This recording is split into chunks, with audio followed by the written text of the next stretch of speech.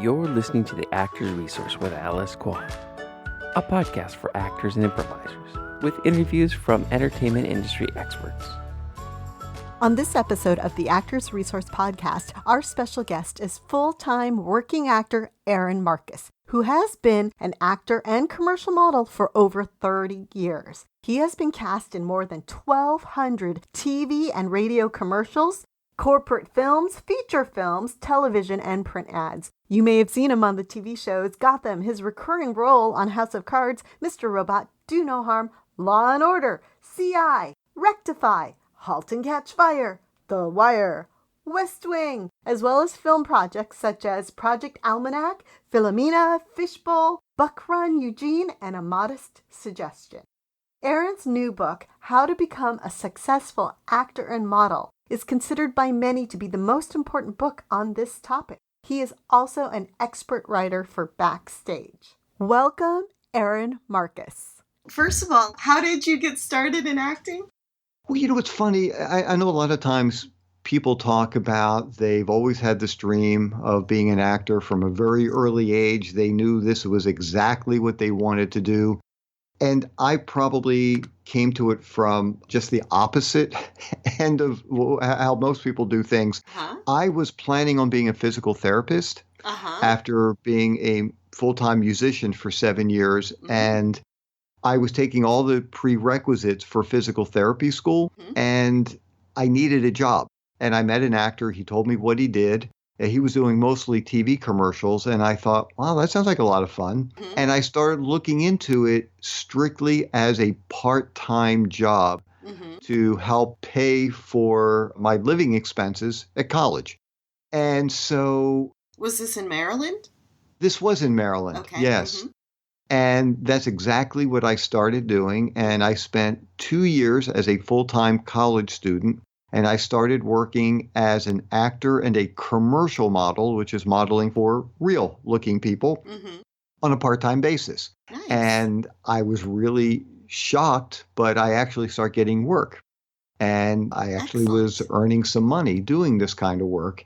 And what happened was, after doing it part-time for 2 years, I decided that this is what I really want to do. Nice. This was so exciting for me. It was fun. Yes. I felt passionate about it. And that's how I entered the acting world. That's awesome. And so then you say you were shocked that you started to actually get work. What was shocking about it? I guess I was shocked because, except for doing a high school play, I'd never done any acting before in my life.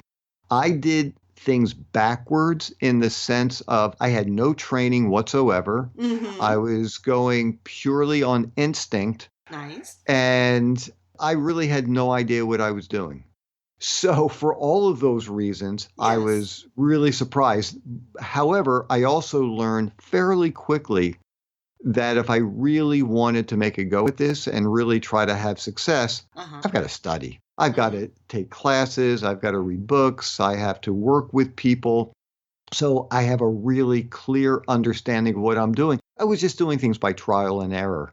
And so it was a great way to get started. But there are very few successful people who just work, through their instincts and have not gone through years and years and years of training. And even still to this day, even a lot of successful people still take classes.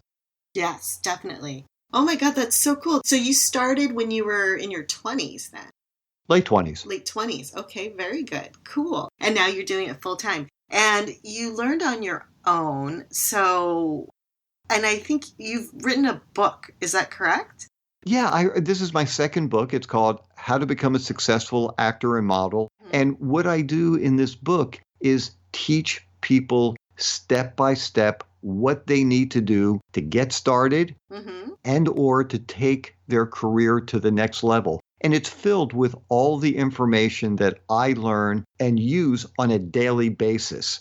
Basically, it's the kind of book that I wish I had when I first got started, because it would have saved me years and years of doing things by trial and error. Because it's, as you know, it's crucial that, especially in today's time period, you understand how to create an effective, headshot. I don't mean a good headshot, a pretty headshot, a well-taken, an effective one that sells you well, because when you are submitting yourself for a role, or your agent is submitting your headshot electronically for a role for an audition, I've interviewed a number of casting directors, and they've all said the same thing to me. They will receive anywhere between 500 or 1,500 submissions per role. So your headshot has to stand out. It has to let people know very specifically who you are. And that doesn't mean who you are as a human being, but who you are as a character. And they might only select, and look, these numbers aren't exact, but it could be like around 30 people to actually audition for the role. So that's just one little piece of the book, learning how to put together commercial shots, auditioning techniques, shooting auditions from home, finding agents, legitimate agents, how to write great cover letters, deal with contracts. It's a great cookbook that will save people just tons of money and years of doing things by trial and error. I think that's wonderful that you're sharing like your own personal experience, so that when somebody else might be starting off with acting, it kind of helps them bypass some of those mistakes, that trial and error like you mentioned. What made you decide to write this book, and when was it first published? Sure. So like I said, this is the second book. This one came out just a couple of years ago. And the reason why even the initial book came out, which went through 5 editions, which was more dealing with commercial modeling, was because I also do lots of workshops, and I travel. I've done over 700 book the job workshops spanning 3 continents. And so what I found was, when I do workshops, even if it's a 6-hour workshop, even if it's a 3-day workshop, I still can't give out all the information that I could possibly give in a book. And people can't easily just go back and reread certain things that I was talking about at a workshop. So I wanted something that people could physically have in their hands that they can use as a guide. And so that's why I decided to write the book. And just on a little bit of a side note, and I know, and you kind of touched on this, but I know that sometimes people talk about, well, but if you're giving out this information about how you prepare for an audition, or certain techniques you use when you're reading for a commercial or home auditions, aren't you going to be creating more competition for yourself? And, maybe I am, but my feeling is, and I think this is really helpful for everybody, we have no competition in this world. There might be people who look similar to me, people who've done similar kinds of jobs as I have. But the fact of the matter is, I am not competing with anybody in this world. And I'm not saying that because I think I'm so good. It's just simply because we all bring something unique to the table. We all have different life experiences, different interpretations. And I've just always lived my life by surrounding myself with like-minded people who are open and like to share information with people. And it doesn't mean you have to. It doesn't mean you're bad if you don't. There are plenty of people who don't want to do that, and that's fine.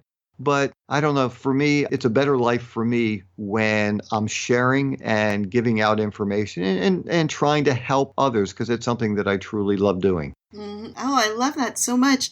Is this a philosophy you've always grown up with? It is. I knew from even when I first got started, when I was struggling and I just didn't know what to do next. And I didn't have anyone to turn to say, hey, could you help me out? I'm not really sure what to do. And even from that time period, I decided if I ever had any kind of success in this industry, I would try to make myself available to help other people so they don't have to go through this route and spend money and spend a lot of time unnecessarily. And I know we were talking a little bit about this earlier, but that's one of the reasons why I created a YouTube channel. It's my acting and modeling quick tip channel. And I've got tons of free videos there where you can watch really interesting and helpful information about the industry based on my daily experiences as a full-time actor and commercial model. Oh, that's wonderful. What is your YouTube channel, if you happen to know offhand? Yeah.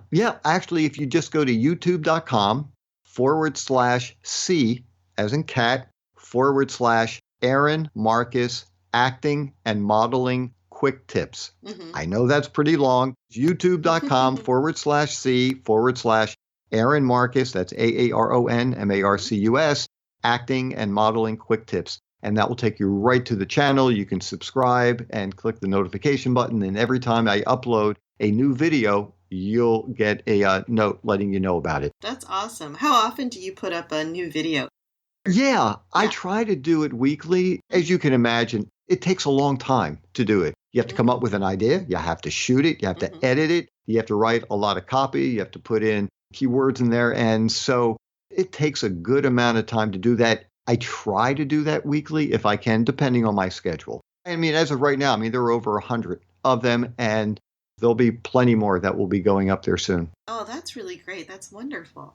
Now, regarding the workshops that you spoke about earlier that you go and give nationwide, what is one booking workshop tip that you might be able to share with us? You mean one tip from the workshop itself? Mm-hmm. Yeah, like what is one tip that helps you book a job? Sure.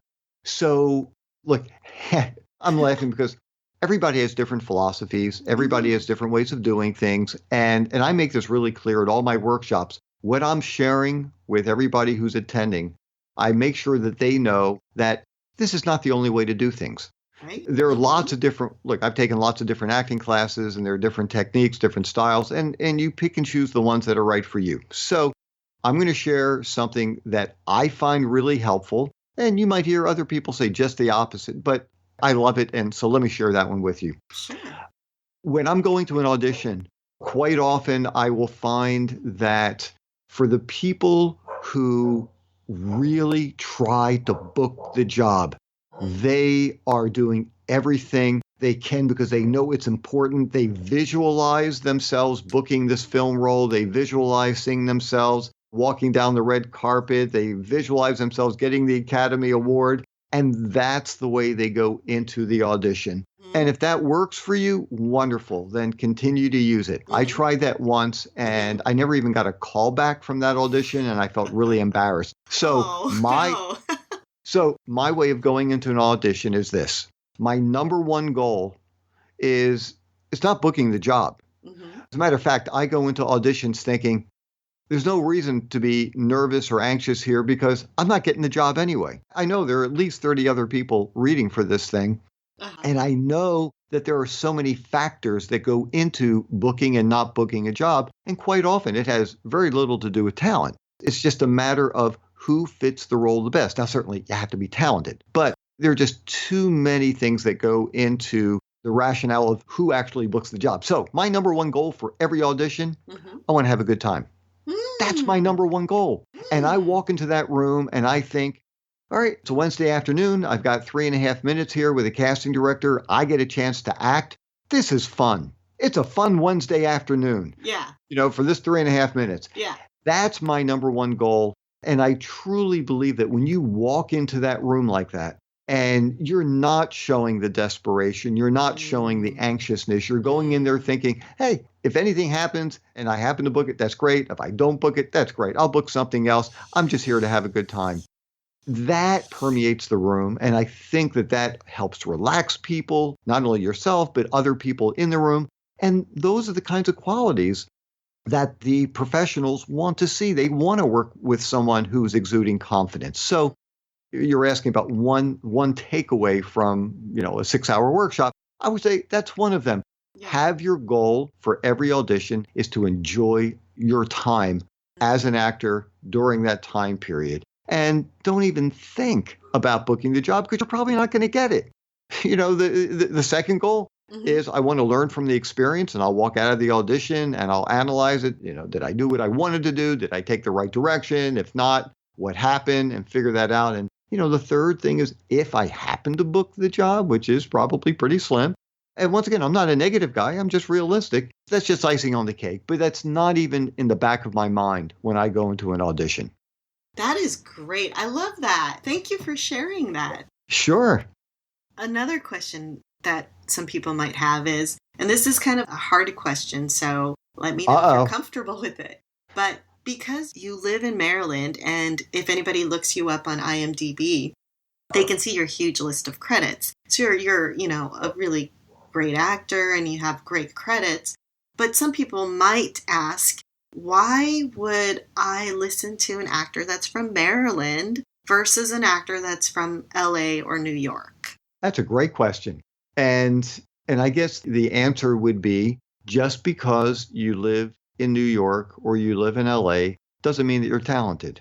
Just because you live in a small market doesn't mean that you're not talented. And the same thing holds true. Look, I am a vested member in SAG-AFTRA. I've earned enough money over a 10-year period where I have retirement that I can tap into. What? Yeah. Sorry, because I know it's so hard. It's so hard to do that today. It was much easier years ago. But I guess the point that I was getting to is, just because you're a union actor doesn't mean that you're talented. And just because you're not in the union doesn't mean that you're not talented. So the fact of the matter is, when I'm auditioning for projects in Atlanta, I do home auditions. I upload them, send them in. And then if I book the job, then I have to travel to Atlanta. Doesn't matter where I'm from. When I audition in New York, and I do travel to New York, but I've chosen not to live in the city, so I will commute there. I'm auditioning with people who live in New York City. The fact is, it doesn't matter where you live, just like there's nothing in the water in LA or New York that makes you more talented. Most of the really talented, successful people in New York and LA came from other markets. And at some point, they decided to move to those areas. So, look, if you're living in, Biloxi, Mississippi, it makes it really tough to get the opportunities, but it doesn't mean you might not be a phenomenal actor. But you do have to be available to go to the places where projects are happening. And is that on your own dime that you do that? Absolutely. Yeah. Now, it is true, if you get, a second callback, sometimes you can get the production company to fly you out. But for any initial audition, that's all at my own expense. Any callback any initial callback, that's all at my own expense, because they want a local hire. And not to say that always happens, but pretty much that's going to be the case. And because I've chosen not to live in Atlanta, LA, or New York, or Chicago, if I want to work in those areas, I have to travel there. And so it's a decision I made many, many years ago. I prefer to live in a house with some land and bring up my family in a smaller kind of community. And yeah, I travel more for work, and it's a longer commute, but it's a better life for me. And I guess, as important as acting is, it's not my number one priority. It's really more of my life and lifestyle and family. So I made a decision. I'd rather travel than to, have to put a leash on kids when you're walking down the street in Manhattan. Right. Regarding what you said about a local hire, do you want to explain what that means for somebody who might not? Sure. So quite often, projects will only want to hire somebody, it's a local hire somebody who lives locally. By hiring a local person, they don't have to pay for airfare. Because if you get booked on a project, at least these are union rules, and I'm assuming they're still in place. If you get booked on a union project and you have to fly, and I can't remember how many miles it is outside of your area, then they have to either purchase first class tickets for you, or if they don't have first class on the flight, business. I believe those things are still intact. So it's much easier and more economical for a production to hire somebody locally. They don't have to pay for any of that. They don't have to pay for hotels. They don't necessarily have to pay per diem, extra spending money for the day. So sometimes for some of these projects, they will ask, are you willing to work as a local hire? And once again, everybody has different philosophies about this. My thought is, absolutely, I'll work as a local hire. I will get myself to Atlanta or to New York, because I don't work on the West Coast. And it makes more sense to me. I'd rather pay for a hotel if I'm driving to Atlanta, pay for gas or even airfare, and book a job on a television show or a feature film. To me, it's kind of a no-brainer to do that. So if it's necessary, yeah, I will work as a local hire. I will ask an agent if they can get what's called a modified local contract, where they will pay something for travel, and sometimes they will put you up for a night in a hotel.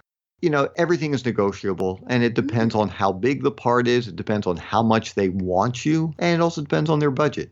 So anyhow, that's always been my philosophy, because I have always found that work brings on more work for me. And I assume that, even if I don't make as much as I would have really wanted to for a certain project, I assume people are going to like my work. They're going to like working with me. Why wouldn't they want to hire me again for another project? Right. Yes. Love that. Some questions that might come up as we're talking is for some of the newer actors or somebody who's wanting to go into acting. For instance, 3 questions that you mentioned that you get is, if somebody's already in their 30s, are they too old to get started? Well, I was almost in my 30s when I got started. I was in my late 20s, and I've built a 30 plus year career doing this. Yeah. Look, if you are in your late 30s, 40s, there is no right time to start. Look, to be perfectly honest, yeah, it's going to be much more difficult to try to sustain a career if you're getting started much later in life, if you haven't been established. But the fact is, there have been some phenomenal actors that have started later in life. And can you name a few offhand? John Mahoney is probably the first one that comes to mind. Many people would know him as the dad on Frasier. And he did tons of movies. He was a teacher in Chicago, and he got cast in a play, I think it was called House of Blue Leaves, in New York, and he was discovered there, and he went on to have a tremendous career. And I believe hopefully I'm not throwing out the wrong number, but I want to say late 30s, early 40s when he really started. And the fact is, don't worry about your age. Start trying to get the work first. I wouldn't go into this thinking, this is what I'm going to be doing full time. Go into it and see whether you enjoy doing it or not. You become a self-employed person if you are working full time as an actor. And not everybody has the stomach, and it's not good or bad. Some people just don't have the stomach to do things as a freelancer, not have any guarantee that you're ever going to book a job in your life, never knowing what's going to happen day to day. And so my suggestion is, don't even worry about whether you can become a full-time actor. I would say get started. Can you get started at a later age? Absolutely. I mean, look at all the commercials, the commercial modeling ads, television shows, feature films. But there's also a whole other world of acting out there a lot of people don't think of. They're not as glamorous, but they can be a lot of fun and very interesting. Things like training films, corporate films, industrial films, those are all the same thing. And these are projects where you could get hired, whether it's it could be anything from AAA, who is hiring an actor to teach people about motor safety. It could be the CIA, who is teaching people about how to interrogate people properly. It could be government agencies. It could be foundations. It could be anything. And I used to do a ton of those. Unfortunately, a lot of them became non-union in certain markets, so that cut me out of doing a lot of those kinds of jobs.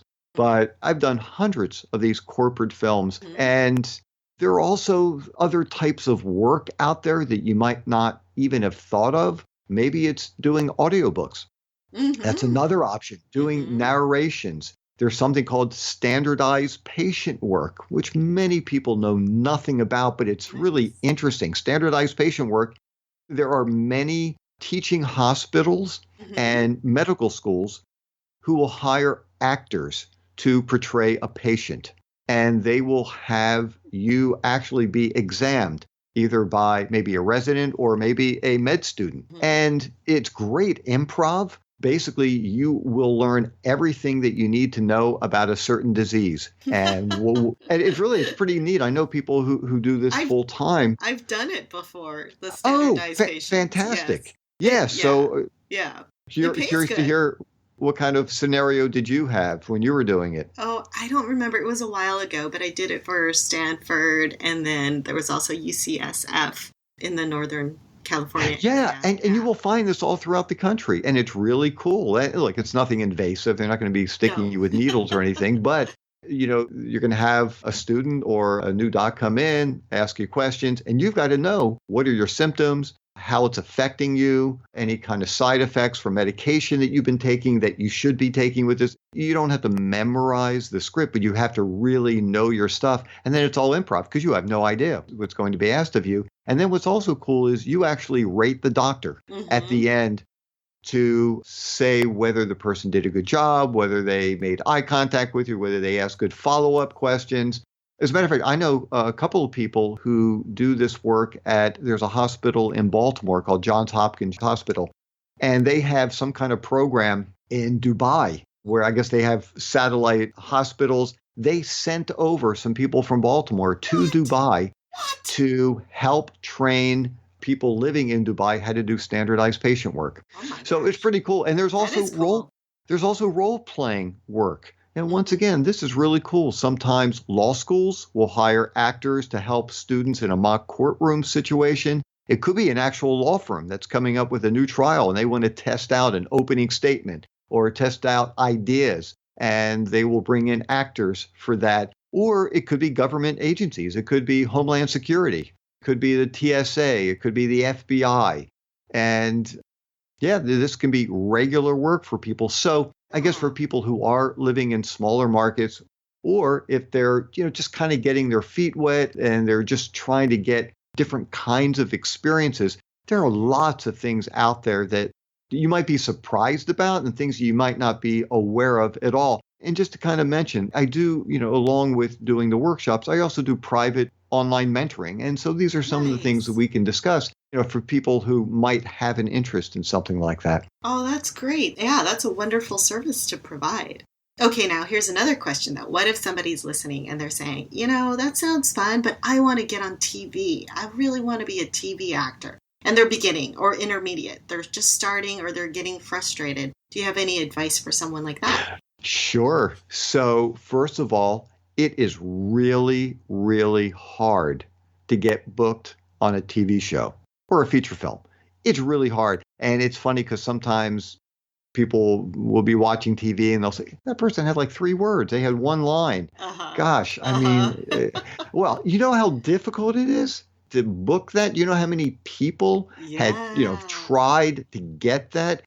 As a perfect example, so I had a recurring role on House of Cards. Woohoo! And yeah, that was so wonderful. Oh my God. It took me 2 years, and it was my 15th audition for that show when I booked a role. Whoa. And so it's hard. It's really hard to book anything on television. So if somebody says to me, yeah, I really want to be on TV. Well, number one, take a lot of classes, become really good, make sure you've had a lot of experience in front of a camera, whether you're doing independent films, maybe you're getting some student films that are being shot through classes at a local university, a college or community college. You also will need to be in an area where TV shows are shot. Either you've got to be able to make yourself accessible, and I might travel 11 hours to get to Atlanta. That's a big commitment. So number one, you've got to be incredibly skilled.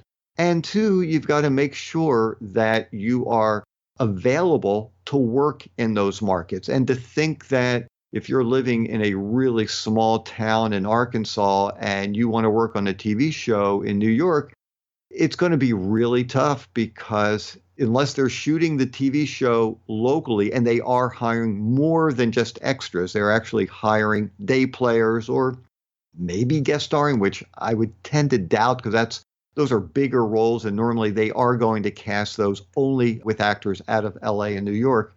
It's tough. So number one, become really good at what you're doing and make sure that you are available to work where the TV shows are being shot. Mm-hmm.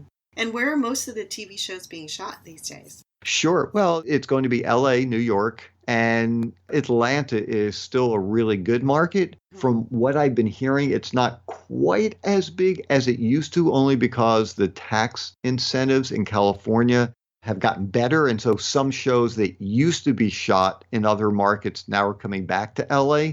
But I would say that those are the three biggest cities where television shows are being shot. But certainly LA and New York are still number 1 and 2. Yeah. What about New Orleans and Canada? New Orleans, yeah. Well, in New Orleans, absolutely, there is work being done there. I mean, you will find other areas where there are TV shows, absolutely. But the bulk of them are going to be in those 2 areas. As far as Canada, they used to call them, at least the union used to call them runaway projects because they were, kind of running away from the United States and shooting in Canada. It was less expensive.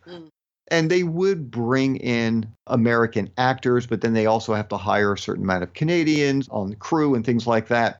But that really is not going to be that helpful to any American. It's not like you can just, fly into Toronto or Vancouver and start trying to audition for American television shows or even Canadian shows.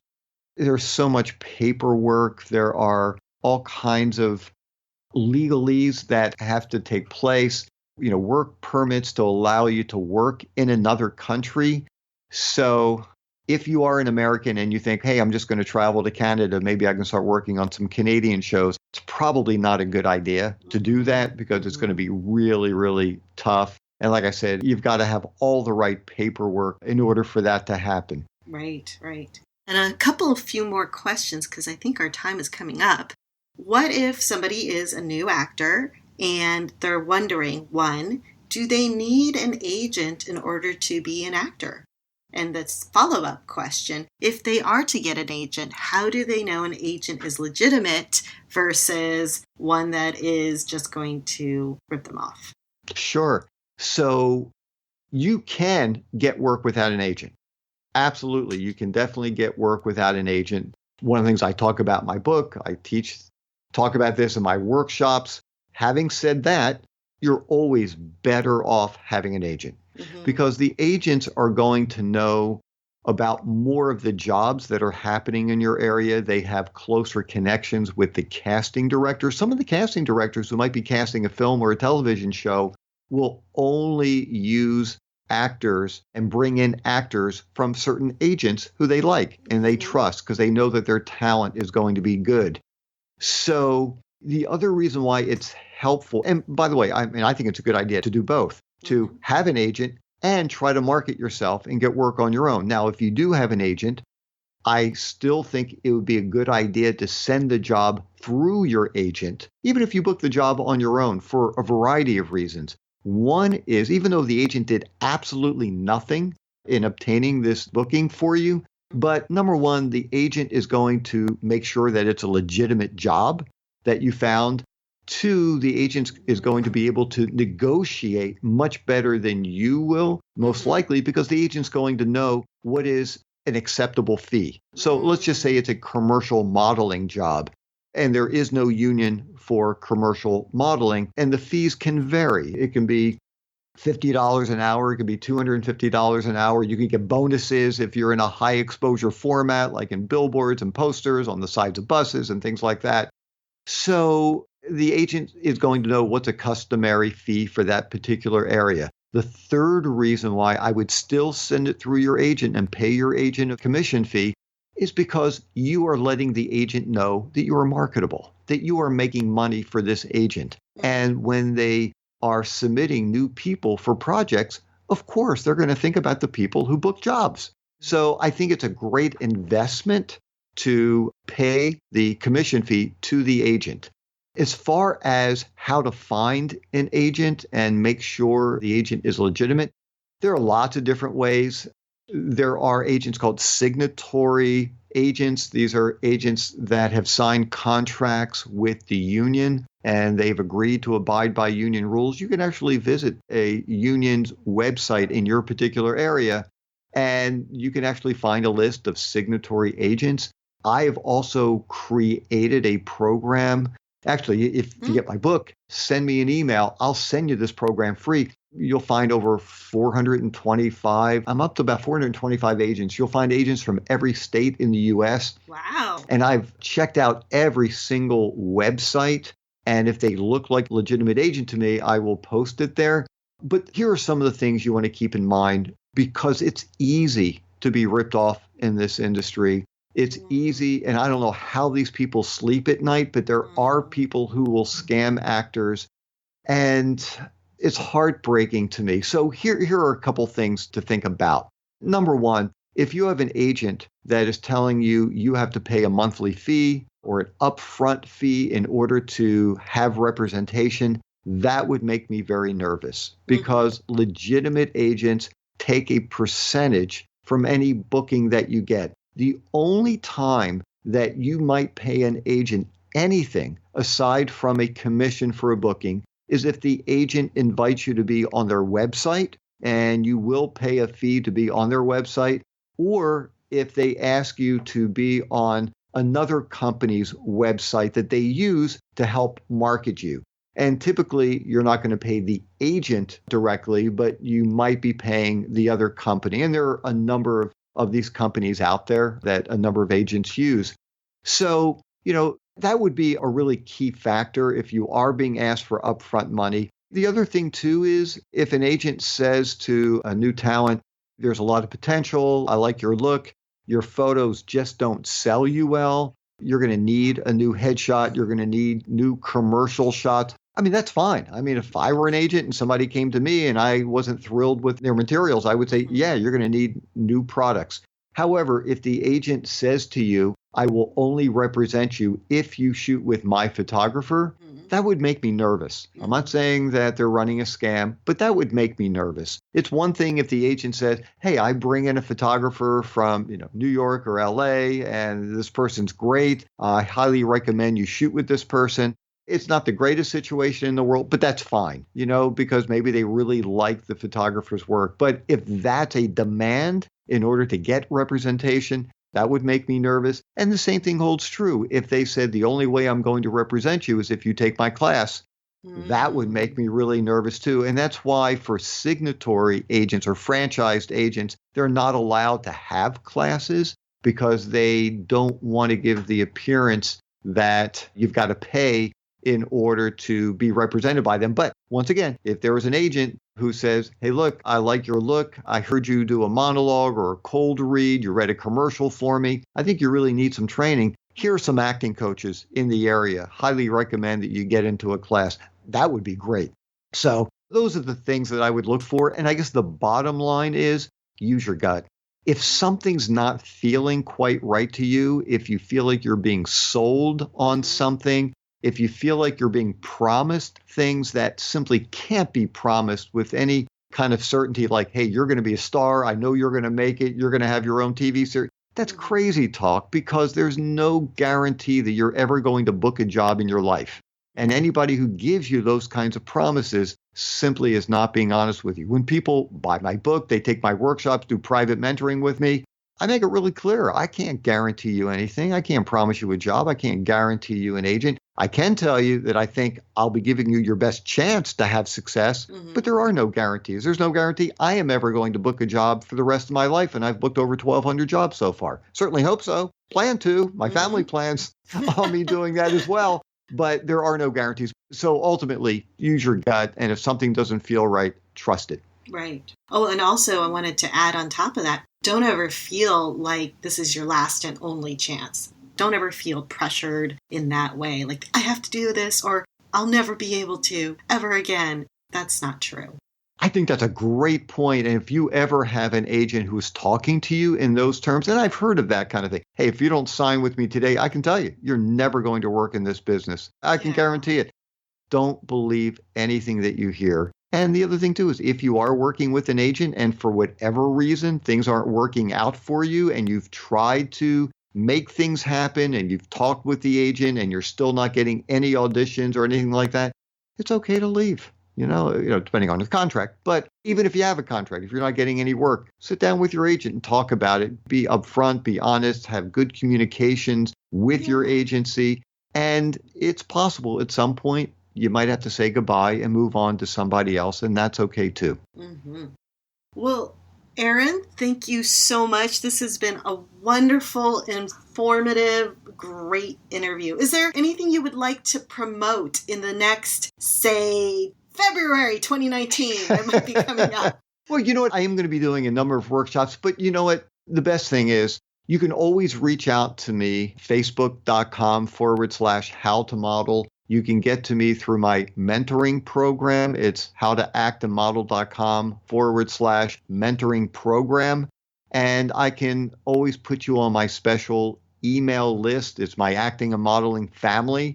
And I send out really helpful acting and modeling information to people. And that way I can let you know if I'm going to be in your city, or if you're interested in studying with me online and doing private mentoring, and I can send you information about that as well. Like I said, or you can just go to the howtoactandmodel.com/mentoring program. But please also check out my YouTube channel, because what I'm really wanting to do is build up a great acting and modeling family where we're all sharing information with each other, asking questions, answering questions for other people. And yeah, it's something that I love doing and staying in touch with folks. And so, yeah, feel free. You can also always email me at Aaron, AARON, at howtoactandmodel.com. And I'm more than happy to get back in touch with you and try to answer any questions that you might have. That is awesome. Thank you. Thank you so much, Aaron. My pleasure, Alice. This was so much fun. I really enjoyed it. And thank you for this service for other people in the industry. I'm sure it's really helpful. And thank you all for listening to the Actors Resource Podcast. Please subscribe or like or shoot me an email and let me know what you'd love to hear. Thanks.